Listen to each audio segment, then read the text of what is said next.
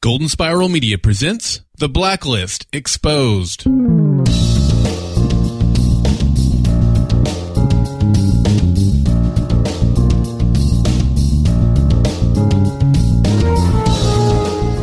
Hello, special agents. You have come to the right place. Welcome to The Blacklist Exposed. I am Agent Troy Heinrichs. We are here with a special edition of The Blacklist Exposed with our Season 1 special archive episodes. The following episode appeared on the TV Talk Network for Season 1 of The Blacklist, and we're bringing it to you here on The Blacklist Exposed, remastered and used with permission from TV Talk. We hope you sit back, relax, and enjoy this special episode from Season 1.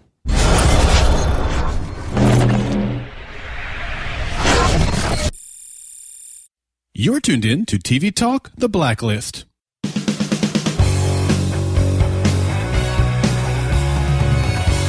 Welcome to TV Talk, America's #1 TV talk show network. And now it's time for TV Talk, The Blacklist.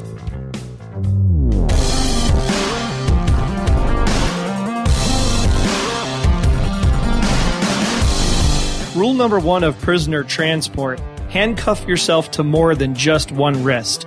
Welcome to TV Talk The Blacklist. I'm Troy. And I'm Dave, here to discuss number 8 on the Blacklist, Berlin: The Conclusion, airing May 12th, 2014. Before we begin tonight, you should all know that Troy and I have been getting great rewards just for watching our favorite TV shows, just like The Blacklist, listening to all the great music that is featured on The Blacklist. But these rewards aren't just for Troy and I. You too can get some awesome rewards by going to Vigil.com/TV Talk and downloading the free Vigil app. Yeah, using Vigil allows Dave and I to check into The Blacklist or any TV show we watch live, as well as listening to songs, like the great one by Pearl Jam this evening at the end of The Blacklist. This allows us to actually earn Vigil points that can be redeemed for actual stuff like music and movie downloads, gift cards, electronics, and even more. And because you're a loyal TV Talk listener, you get a special offer, but you have to go to Vigil.com/TV Talk to learn more about this great offer and to download the free Vigil app today. Well, the plane's down, it's burning in pieces, Dave, and we got a lot of bodies laying all over the place. Do we think that we're actually going to get somebody that we can trap or kidnap, or is everybody going to the hospital? Well, I'll tell you, I like the way how they opened this up. It was done very breaking news. We had Matt Lauer on there, a nice little cameo by Matt. Yeah, did it remind you of, it's kind of what we've come to expect out of breaking news coverage now. They definitely had their finger on the pulse of it, wouldn't you agree? Yeah, I was actually kind of disappointed because there's been kind of some funny things that Al Roker has been doing as to, there was one that was on funnyordie.com earlier this week. He was kind of interrogating Tom to find out who Liz's father was and if Reddington was the father. So I thought they were going to throw Al into there instead of Matt Lauer. I thought that would have been a nice touch. But it was nice. It was good. They didn't go into too much in depth what caused the crash or anything at that point. We just see them rounding up the survivors and trying to figure out who's who, who's dead, who's alive. And the one thing that I really liked was that they didn't spend too much time on the interrogation piece, because spending all that time on the interrogation, I think, would have detracted from the overall story. So I really liked kind of the, black and white kind of skipping through the testimony. And of course, we picked up on right away about this whole cutting his hand off. I assumed right away that the prisoner cut off his own hand. I don't know if everybody else bought into that right away. I certainly did. I mean, they showed the guy coming into the hospital, his hand cut off at the beginning. So it wasn't like it was that much of a ruse. Yeah, I found it really interesting when Aram actually explained it to the audience. Like, how could they not have figured that out earlier? It almost makes Wrestler and Liz a little bit kind of dumb if you think about it that way, because I'm sure most people would have picked up on that he cut his own hand off rather than cutting off the guard's hand. Yeah, but it came as a nice shock to me. I really didn't even question it until there at the very end when they started talking about it. With everything else that's going on and being so involved in the Red Lizzie storyline, I'm like you. I just bought right into it, never questioned it. So it came across as quite the shock when it was revealed. But did you wonder at all during the course of the episode if the bearded guy was Berlin or if the bald-headed guy was Berlin? I actually thought the bald-headed guy was Berlin. I really did. How about you? Well, at first I was like, okay, he cut his hand off. So clearly the hooded guy was Berlin, which is the bearded guy. So I know hooded guy is bearded guy. So right. I got that much down. But then as the episode goes along, you sit there and start to go, well, gee, maybe Berlin was here the whole time, and this is just somebody that he needs in order to put his plan into motion. So I think the writers did a really good job of actually distracting from the bearded guy, especially when he goes through this story that was probably one of the most horrific things I've seen since the Stewmaker on the episodes this year. Yeah, I couldn't agree with you more. We are in complete agreement. So the question then on the story that the bearded man, which we now know is Berlin, that he tells the story as if these events did happen, right? And I'm assuming that they did, otherwise he wouldn't be on this mission to come back and try to take out his enemies. But were the enemies feeding him false pieces of stuff? Right? Was it a fake finger, a fake ear, a fake bone? I'm assuming that the daughter of Berlin still lives. Yeah, I mean, that was just a crazy story when they were talking about the man being imprisoned and, every day a different box would show up and it was another piece of Berlin's daughter, supposedly. And that he actually, ground one of his daughter's bone down to make the knife that he used to escape. I mean, how crazy is that? I mean, it seems plausible, especially if you're in a Russian prison. I mean, it's not like it's maximum security U.S. prison, right? Yeah, maybe you talk about a badass. I mean, that's a badass that can sharpen one of his daughter's bones, use it to escape. That's a different level of badass. That's a different level of crazy psychopath, too. But I guess the real question with Berlin, when you think about it, is he said his enemies. So are, Mr. Fitch and company his enemies? Is Red and his organization his enemies? Who is the enemy in this entire saga? Yeah, and we got no answers on that front, although Mr. Fitz was there. I said Fitz, didn't I? I meant Fitch, excuse me. Fitch. It's hard. We both had a problem with that, haven't we? We have. We don't get any answers from him, but he was a little more open to helping Red this time around. Yeah, and that's the part that was really intriguing as this episode went along, because he was talking to Red as if they're friends. And it seemed like back in Ansel Garrick part 2 that these guys weren't friends. It was like Red works for us, right? The 12, this Illuminati group. And here it's almost now like Red has turned it on a dime, just like he did to the FBI. And it says, okay, now your people, you work for me. Go find Berlin. Tell me where this guy is. Right. And that's exactly what he does. I mean, he definitely comes through in the pinch while he's in the car with Lizzie. He gets the phone call and says, here's the address. But of course, he's tracking down the wrong guy, since we know that he's now not Berlin. But how did you feel about Red basically going mano a mano, taking out every single person? I thought it was great. I loved the way he just marched in there. It was very Bruce Willis-ish, you know what I mean? I mean, it was a last man standing moment. He was just walking in there and he wasn't taking no for an answer. He was killing everybody and getting to his man. I thought it was great. James Spader pulled that off without a flinch, man. And the thing that it kind of reminded me back to was the old Commando movie with Arnold Schwarzenegger. Yeah, very much so. You're 100% right. That's a great analogy. Yeah, storm the castle, take no prisoners. I'll do whatever I can to save my daughter. There's a hint for you. And, at the end, Arnold's able to take everybody out just like Red was. And the thing that was so perplexing, of course, was that they're having this conversation and Red's like, I don't know who the heck you are. He was great in typical Red fashion. I mean, he doesn't say it just that. This had to be probably a full 3/4 page of dialogue, just basically to ask the simple question, who the heck are you? The better question was, did they write that, or was it completely kind of ad-libbed? Right. Impromptu. It very well could have, because it felt very impromptu, didn't it? I remember this guy that killed me. I remember this guy that tried to shoot me. I remember my cleaners, my donut guy, the cop that pulled me over when I was 16. But exactly. The baker's wife, the whole thing. And, but I have absolutely no clue who the heck you are. Even the guy that sold me the pretzels that I couldn't get from the hotel because I ran out. I know his name, but not your name. That was an awesome scene, though. So let's kind of talk a little bit about the plan, because here's the thing that you start to scratch your head with is this whole, why did Tom get the names of all the people in the post office? Why Myrna? Why Harold? Why Wrestler? Why are these people now part of this war? Yeah. And again, they really don't answer that question. I mean, they certainly hint at the fact that the work that Red is doing with the task force is disturbing people. But we don't know who that is. But he hints in the episode that that's the whole reason that Berlin has come out of hiding, is because the work of the task force must be stopped. Did you pick up on any other hints as to why that was the case? I mean, in any war, there's obviously collateral damage, whether it's civilian, whether it's wrong place, wrong time.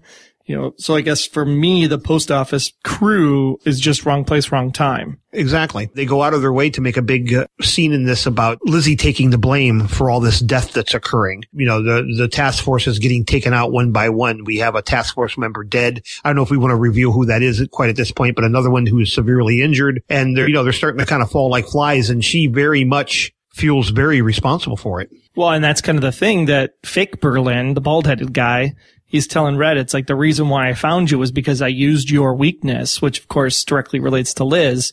So in some cases, Red's partly responsible for this death and, potential death with Harold laying there in the hospital. And then Liz, of course, is responsible in a way just because of her presence again in proximity to Red. And should we go ahead and reveal who we lost, which cast member we lost, Troy? Do you want to go ahead and spill the beans? Yeah, so Myrna was not long for this world. And what was great about this scene? Because she's looking back at this guy in the club, and she keeps looking back, and, of course, Wrestler's going to go up and probably get punched in the face by these guys in the VIP room. But she keeps looking back, and then when she kind of walks away, I almost got the feeling like Myrna was setting Wrestler up for a minute. Didn't you get that same kind of vibe? Well, I was beginning to wonder the same thing, because you'd think if she felt threatened, the first thing she would have done was gone to Wrestler, wouldn't you think? Yeah, instead of running away from him. Strength in numbers. I mean, get back, get up to where he is. And instead, she kind of walks down this long, dark corridor where it just sets herself up to be taken out, which is exactly what happens. Here's a PSA for you. Wrestler and Myrna, you're not Red. You can't go mano a mano on your own.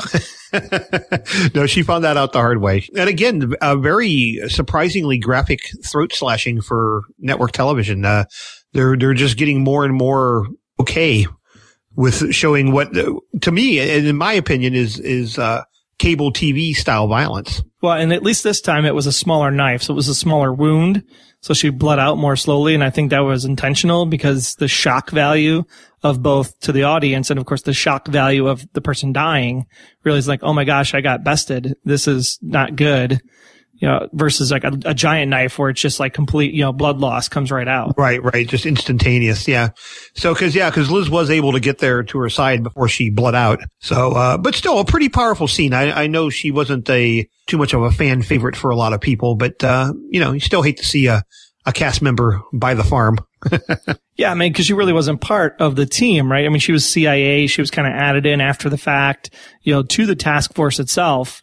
And so I think early in the season, she was under suspicion, wasn't she? We were potentially the mole. We didn't know if she was or she wasn't. Right. Cause Diane set her up and to do the whole security camera thing in the whole post office incident from Ansel Garrick. So I mean, add another person to the crew next season. I think it's always fun to introduce new characters into these types of shows. I don't think I have any love lost for Myrna personally. She was a great actress. She played her part well, but at the same time, I don't think she added anything to the show.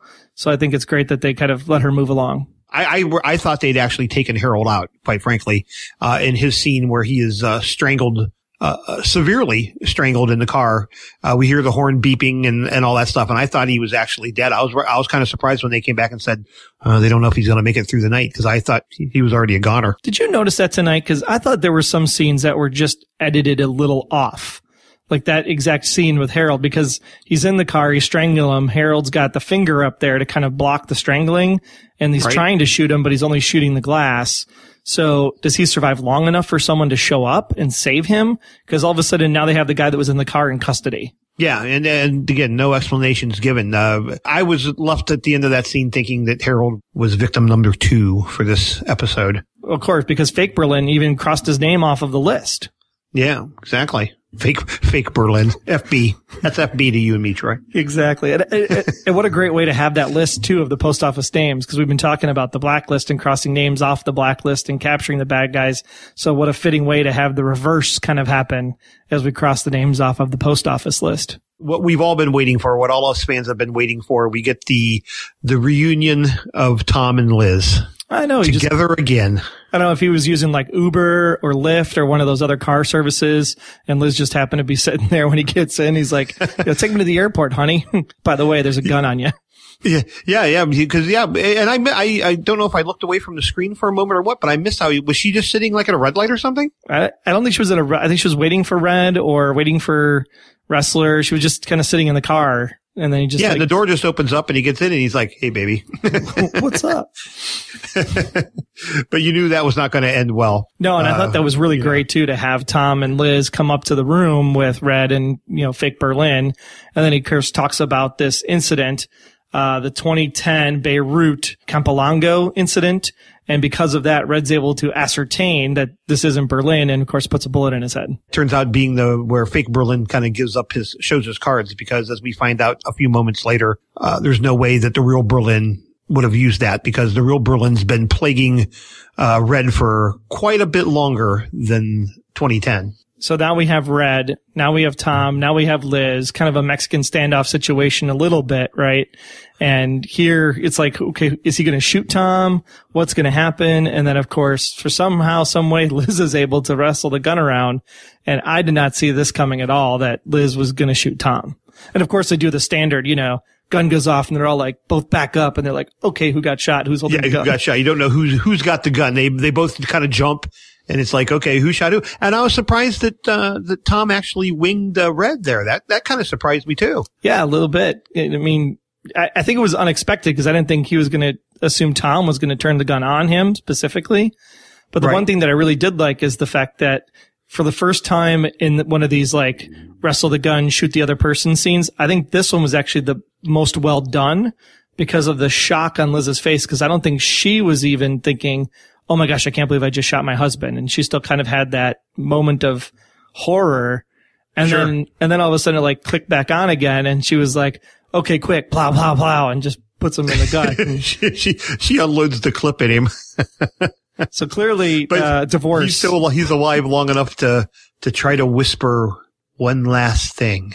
And of course, he does this really great job of passing out, because of course his body's gone at the end of the episode. So Tom is still out there as well as Berlin. Yeah, and we don't know, I don't know about you, but when he was doing that whisper thing, I didn't know if Liz didn't catch what he said, or she was just in shock from what he said. I think she was just trying to like take it in, like, okay, because her and Red have had a conversation prior to this incident in the episode, and then of course they have another conversation at the end, and it's basically, no matter what's going to happen, Liz, is, I killed Sam, and it was the hardest thing I had to do in my entire life, but I did it anyway, and because I did that, there's no way I'm ever going to tell you who your father is, and you'll have to like kill me basically in order to get the information out of me. Right. And I'll still take it to my grave. And again, heartfelt moments. I mean, for all the lying and the conniving that Red does, you still come away with those interactions between Red and Liz as feeling, for whatever reason, you feel like he's talking the truth when he's talking to her in that way. Don't you? Or is it just me? Oh, I totally think, I mean, that's the one thing that I think was a rule of engagement for this show, is that Red never lies to Liz. He holds back truth, but he never lies. And I think this was another great example of they're sharing their versions of the fire. And I think this is what leads us into the head scratcher of the first season, because now we have this perplexing moment of Red saying, well, the guy that pulled you out of the fire took you to Sam's house and knew the ramifications of that decision, and Sam did it anyway. But then Liz goes and says, well, I just remember my father standing in the fire. And then, of course, we have the great scene at the end where Red has the burn marks all over his back. So then you sit there and you go, okay, well, is Red the father, and the father took, Liz to Sam, or was Red the hero, saved her from the fire, and really Berlin might be the dad?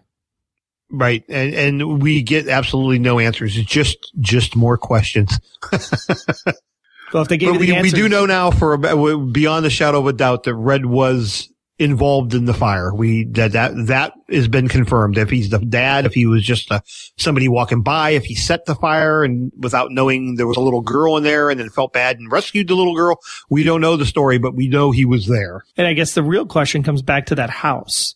Like, what happened that would cause him to basically blow up the house? That's the part that I just still scratch my head on when you think about all of the events that have led up to this, most of them being to find Jolene, to find Tom, to make sure the confirmation of Berlin was there.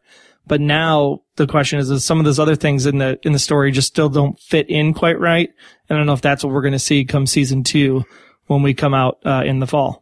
I think, well, that's definitely what we're going to see. And I can't wait. It's a shame we're going to have to wait, 4 months, 5 months, maybe even? Well, and I think that's going to be the hardest part too, because when it does come back, I think it's only going to come back for about 9 episodes, because NBC, as of today, did release their fall 2014 schedule and their 2015 spring schedule, sort of. And what's basically happening is that The Blacklist will be on Monday nights after The Voice in the fall. But then come November, it's going to be going off of the air probably about mid-November-ish for a new show that's very similar in nature, starring Katherine Heigl from Grey's Anatomy, which I think will be very interesting to take the spot. But then what they're going to do is The Blacklist will then get the post-Super Bowl 49 spot on NBC as a 2-part episode. Part 1 will air after the Super Bowl, and then Part 2 will air that same week on Thursday in its new slot at 9 p.m. So that sure is a lot of jumbling around, isn't it? Although that right after Super Bowl is a pretty coveted spot. Well, and I think it'll be great too, because it'll launch The Blacklist to new people. It's going to be 2 parts in 1 week, basically, and it will help establish that new Thursday home for the spring season.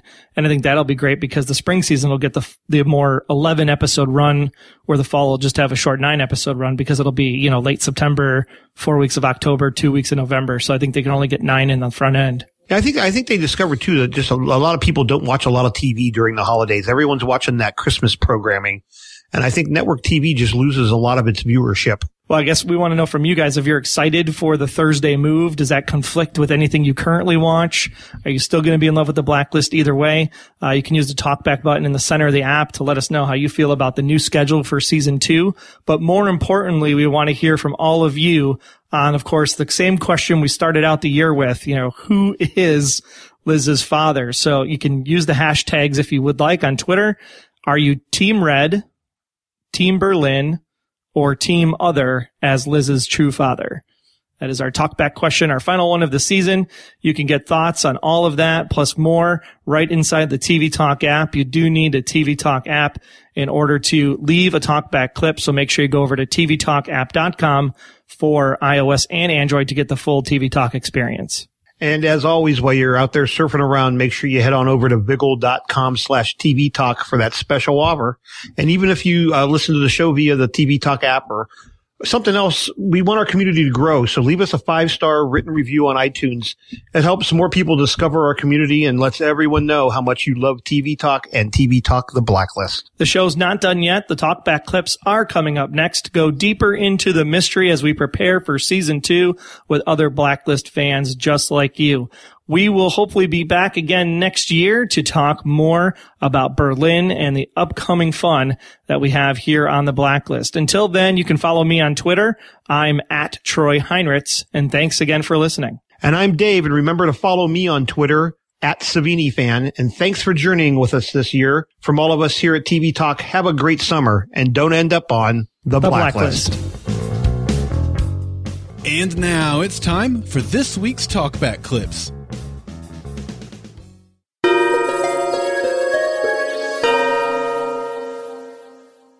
We hope you enjoyed this special version of The Blacklist Exposed, previously aired on the TV Talk Network and used with permission. Until next time, I'm Agent Troy Heinrichs. That's at Troy Heinrichs on Twitter. And if you want to learn more about me, just visit, about.me/Troy Heinrichs. And I'm Agent Aaron Peterson. You can hear me talking about movies and TV on the Hollywood Outsider podcast, as well as Remake This Movie Right. We are available at thehollywoodoutsiders.com or on Twitter at H_outsider. Be sure to subscribe, download the app, submit your feedback, but most importantly, keep yourself off of the Blacklist.